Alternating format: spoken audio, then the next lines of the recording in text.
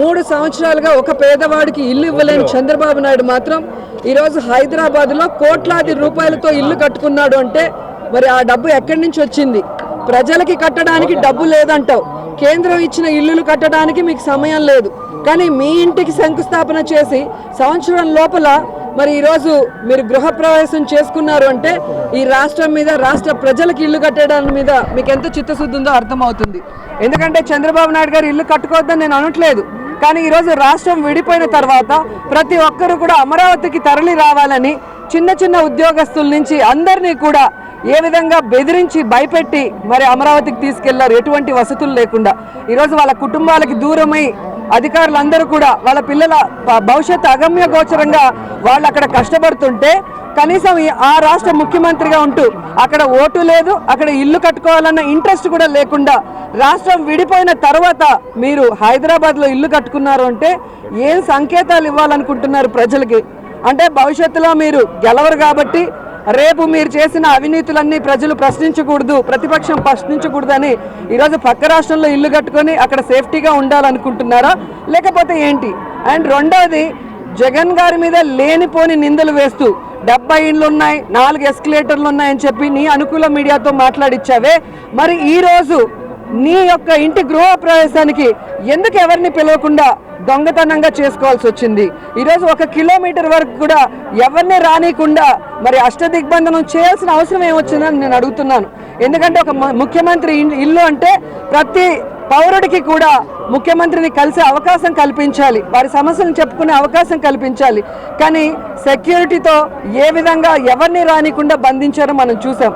అలాగే ఈరోజు బాబు వస్తే జాబ్ వస్తుంది అన్నారు, కానీ తన కుటుంబంలో లోకేష్కి ఎమ్మెల్సీ ఇస్తే ఈ రాష్ట్రంలో ఉన్న యువతకంతా ఉద్యోగం ఇచ్చేసినట్టు ఆయన ఫీల్ అవుతున్నాడు. ఇది చాలా దురదృష్టకరం. అండ్ లోకేష్ గారి తెలివితేటలకి మళ్ళీ నిదర్శనాలు చెప్పాల్సిన అవసరం లేదు. కనీసం తెలుగు కూడా సరిగ్గా పలకలేనివాడు ఈరోజు ఐటీ మినిస్టర్ అయ్యాడు అంటే అది మన దౌర్భాగ్యం. అండ్ ఈరోజు ఆయన 6 లక్షల ఉద్యోగాలు వచ్చేస్తాయి ఇక దగ్గరలో అంటున్నాడు. ఏ విధంగా వస్తాయో మనకున్న 13 జిల్లాలలో ఈరోజు ప్రత్యేక హోదా లేకుండా కనీసం కంపెనీలు కానీ పరిశ్రమలు కానీ ఏ విధంగా వస్తాయో వాళ్ళకి మరి తెలిసి మాట్లాడతారో తెలియక మాట్లాడతారో అర్థం కాదు. కానీ ఈ ఆంధ్రప్రదేశ్ రాష్ట్ర ప్రజలు చేసుకున్న దౌర్భాగ్యం ఇలాంటి మంత్రులు, ఇలాంటి ముఖ్యమంత్రి ఉండటం. ఈరోజు సోషల్ మీడియా మీద ఆంక్షలు పెట్టాలి, తన ఇళ్ల ఫోటోల్ని రిలీజ్ చేసిన వాళ్ళ మీద కేసులు పెట్టాలి అంటున్నాడు చంద్రబాబు నాయుడు. మరి అత్యుత్సాహంతో జగన్ గారి గురించి మీరు చేసిన విష ప్రచారం గురించి, దాని మీద విష ప్రచారం చేసిన మిమ్మల్ని, మీ కొడుకుని, మీ పార్టీ వాళ్ళని ఎన్ని సంవత్సరాలు జైల్లో పెట్టాలని నేను అడుగుతున్నాను. ఈరోజు ఒకటే అడుగుతున్నా, ఈరోజు పట్టుసీమలో మీరు అందుకున్న ముడుపులకి, అలాగే రాజధానిలో మీరు దోచుకున్న దోపిడీకి ప్రతీకే హైదరాబాద్లో మీ ఇల్లు. ఈరోజు 3 సంవత్సరాలలో మరి మీకు వచ్చే జీతం ఎంత? సంవత్సరానికి 33 లక్షలు వస్తాయి.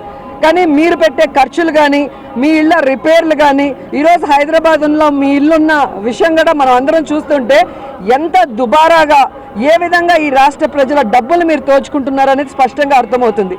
ఎందుకంటే మొన్న వరకు బీదేడుపులు ఏడుస్తున్నాడు, నాకు వాచి లేదు, నాకు ఉంగరం లేదని. ఉంగరం లేనోడు కోట్లాది రూపాయలతో ఇల్లు ఎలా కట్టాడు?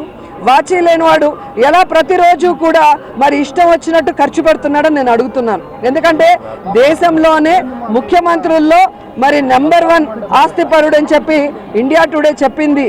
అలాగే నెంబర్ 1 అవినీతి మరి ఆంధ్రప్రదేశ్లో జరుగుతుంది అని చెప్పి సర్వేలు చెప్తుంటే మరి ఆ డబ్బులు మీరు దోచుకొని మీ ఇల్లు కట్టుకున్నది నిజం కాకపోతే శ్వేతపత్రాన్ని రిలీజ్ చేయండి. ఆ ఇంటికి ఎంత ఖర్చు అయింది, ఎక్కడి నుంచి ఏం తీసుకొచ్చారో ప్రతి బిల్లు పెట్టండి. ఎందుకంటే ప్రతి దానికి డాష్ బోర్డ్ అంటారు. సీఎం కోర్ డాష్ బోర్డ్లో ఈ రాష్ట్రంలో ఈ ప్రభుత్వం వల్ల లబ్ధిదారులు ఎవరైతే ఉన్నారో వాళ్ళు ప్రతి ఒక్కరూ కూడా ఆ పేర్లతో సహా, అడ్రస్లతో సహా దాంట్లో పెడతామన్నారే. మరి మొదటి లబ్ధిదారుడు మీరే. ఈరోజు ఎక్కువ జీతం తీసుకునేది మీరే. ప్రభుత్వ డబ్బులు దుర్వినియోగం చేసి హెలికాప్టర్లకు కానీ, మీరున్న లింగంనేని గెస్ట్ హౌస్ కానీ, లేదా హైదరాబాద్లో ఫామ్ హౌస్లకు కానీ, లేదా హయాత్ హోటల్కి కానీ, ఈరోజు నీ సొంత ఇంటికి ప్రభుత్వ ధనాన్ని ఉపయోగించి సీసీ కెమెరాలు కానీ, అలాగే మీ యొక్క సెక్యూరిటీ వాళ్ళకి కానీ, వాళ్ళ వాష్రూమ్స్ కానీ, వాళ్ళు ఉండేదానికి కానీ ఎన్ని కోట్లాది రూపాయలు మీరు ఖర్చు పెడుతున్నారో ప్రతిదీ కూడా డాష్ బోర్డ్లో పెట్టండి. అంతేగాని అవసరం లేనివి డాష్ బోర్డ్లో పెట్టి దోచుకున్నవి తప్పించుకోవాలి అంటే ఎవరు కూడా ఒప్పుకునే పరిస్థితి కాదు. ఈరోజు నెంబర్ 1లో అవినీతిగా ఉన్నారు చంద్రబాబు నాయుడు గారు, లోకేష్ గారు. అలాగే ఈ రాష్ట్ర ప్రజలకి కట్టించాల్సిన ఇల్లు ఒకటి కూడా 3 సంవత్సరాల్లో కట్టించకుండా మీరు చేసిన నిర్వాకానికి ప్రతి పేదవాడు కూడా ఆగ్రహంగా ఉన్నాడు.